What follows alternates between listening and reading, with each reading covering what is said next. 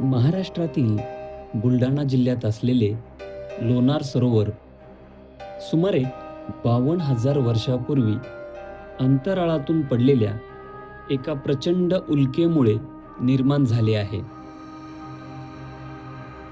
लोणार सरोवर हे जगभरातल्या विविध ज्ञानशाखांमधल्या शास्त्रज्ञांना, अभ्यासकांना आणि सोबतच पर्यटकांना कायम भुरळ घालत आलं आहे. मानवाचा वावर इथे सुरू होण्याअगोदर इथे घडलेल्या पृथ्वीच्या आयुष्यातल्या एका महत्त्वाच्या घटनेच्या पोटात अजून काय काय दडलं आहे याचं कुतूहल सर्वांच्याच मनात आहे. सरोवराच्या सभोवताली आणि आत मिळून सुमारे 15 पुरातन मंदिरे आहेत. यातील बहुतांश मंदिरे आज नष्टप्राय झाली आहेत. पण दैत्यसूदन मंदिर हे उत्तम शिल्पकलेचे उदाहरण असून अजूनही सुस्थितीत आहे. तसेच कमळजा देवीचे मंदिर येथे पर्यटनाचे मुख्य आकर्षण आहे. पौराणिक आख्यायिकेनुसार लवणासूर नावाच्या राक्षसाला विष्णूने मारले. त्याच्या नावावरूनच या सरोवरास व या परिसरास लोणार हे नाव मिळाले. स्कंदपुराण आणि पद्मपुराण या ग्रंथानुसार लवणासूर या राक्षसाचा लोकावरील छळ थांबवण्यासाठी भगवान विष्णूने अवतार घेतला आणि या राक्षसाचा वध करून त्याला पाताळात गाडून टाकले. सरोवराच्या काठावर असलेले गोमुख मंदिर म्हणजे धार मंदिर हे एक अतिशय पवित्र आणि रहस्यमय ठिकाण आहे. या मंदिरात असलेल्या एका कुंडात वर्षभर अखंड पाण्याचा प्रवाह वाहत असतो.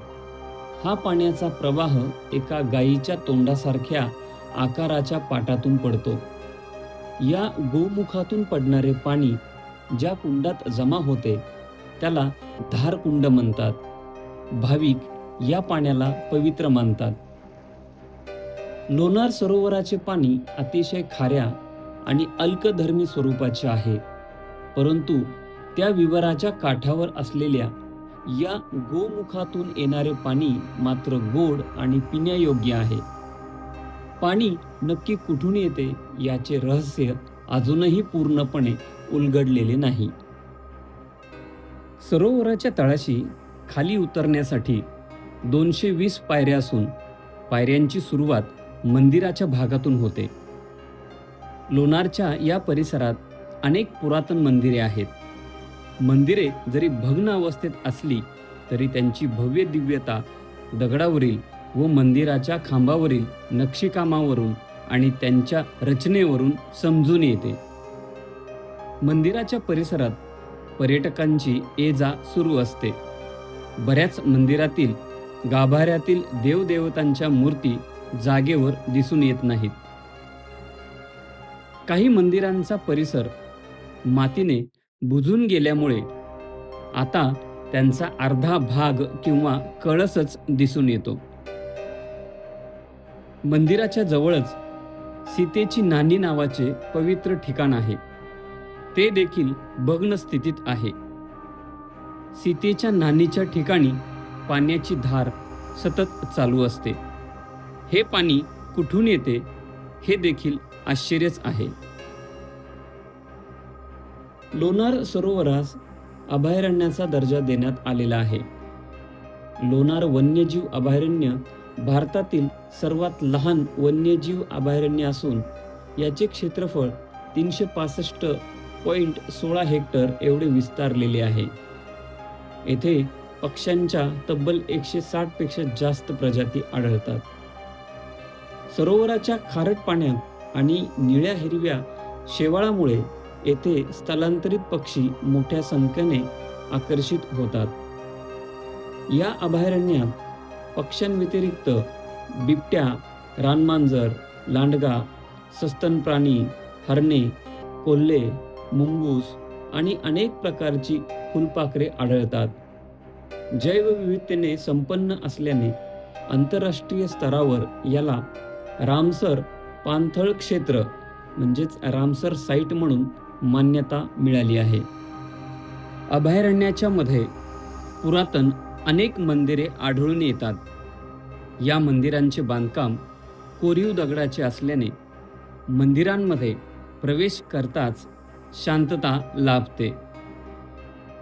बाहेर कितीही गरमी असली तरी मंदिरामध्ये मात्र तापमान कमी असल्याने थंडावा जाणवतो. सरोवराच्या चिटकून खूप सुंदर पुरातन महादेवाचं मंदिर आहे. ज्यावेळेस या सरोवराचं पाणी वाढतं त्यावेळेस या मंदिरामध्ये सुद्धा पाणी आतमध्ये जातं.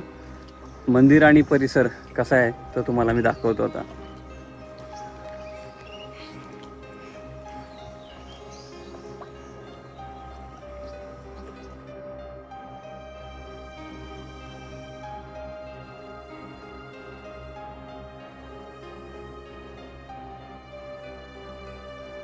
पुराणपूर्व काळापासून पृथ्वीच्या कवचात बसलेले हे लोणार सरोवर एका अतिप्रचंड कालखंडाचा साक्षीदार आहे.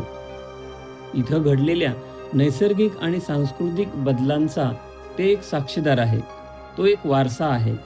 त्यामुळे लोणार सरोवराला युनेस्कोच्या जागतिक वारसा यादीत स्थान मिळावं हीच अपेक्षा.